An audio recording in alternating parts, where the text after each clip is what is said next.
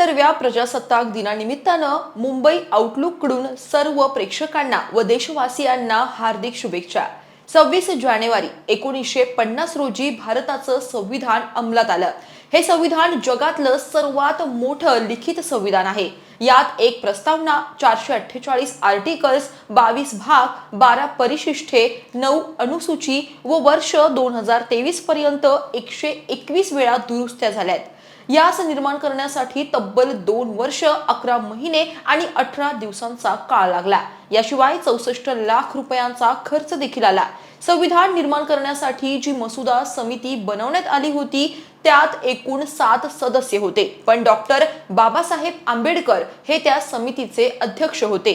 परंतु समितीमधील सदस्यांना त्यांच्या वेगवेगळ्या कारणांमुळे मसुदा तयार करण्याचं काम करता आलं नाही। त्यामुळेच मसुदा तयार करण्याची संपूर्ण जबाबदारी एकट्या डॉक्टर आंबेडकरांवरती आली। त्यांनी अथक परिश्रमाने भारतीय संविधान तयार केलं व त्यामुळेच डॉक्टर बाबासाहेब आंबेडकरांना भारतीय संविधानाचे शिल्पकार म्हटलं जातं। पण एवढी सगळी माहिती मिळूनही एक प्रश्न अनुत्तरितच राहतो, तो म्हणजे 26 नोव्हेंबर 1949 रोजी पूर्ण झालेलं संविधान 26 जानेवारी 1950 ला का लागू करण्यात आलं? संविधानाची अंमलबजावणी करण्यासाठी 2 महिन्यांचा कालावधी का घालवावा लागला? या व्हिडिओतून आपण याच प्रश्नांवर चर्चा करणार आहोत।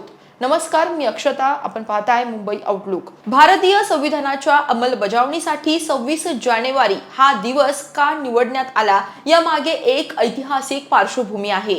26 जानेवारी 1930 रोजी तत्कालीन काँग्रेसनं संपूर्ण स्वातंत्र्याची घोषणा जाहीर केली होती।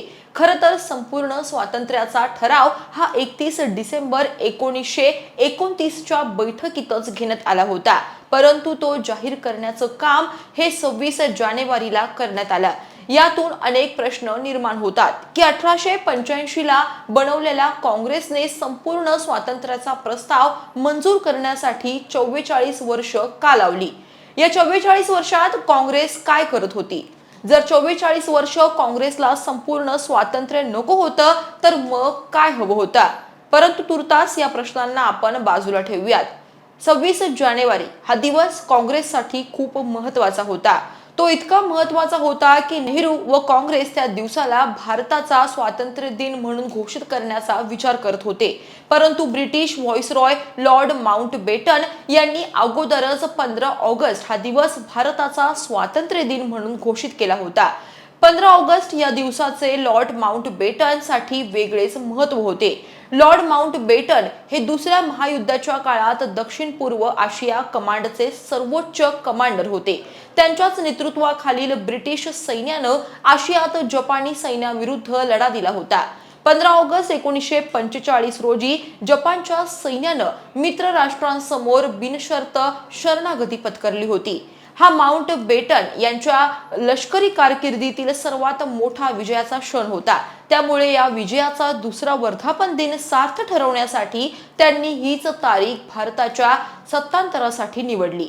तो दिवस इतिहासात लॉर्ड माउंटबेटन यांच्या नावाने अजरामर झाला। त्यामुळे व 26 जानेवारी या दिवसाचे महत्त्व इतिहासात नोंद व्हावे म्हणून पंडित जवाहरलाल नेहरू व काँग्रेसने 26 जानेवारीला अंमलबजावणी करण्याचं ठरवलं। अन्यथा 26 नोव्हेंबर 1949 रोजी पूर्ण झालेल्या संविधानाला अंमल करण्यासाठी 2 महिन्यांची वाट पाहावी लागली नसती व कदाचित ज्या दिवशी संविधान लिहून पूर्ण झालं व ते संविधान सभेकडे सुपूर्द करण्यात आलं त्याच दिवशी ते लागू झालं असतं व भारताचा प्रजासत्ताक दिन हा 26 नोव्हेंबर असता। तुम्हाला ही माहिती कशी वाटली? व्हिडिओच्या खाली कमेंट करून नक्की सांगा।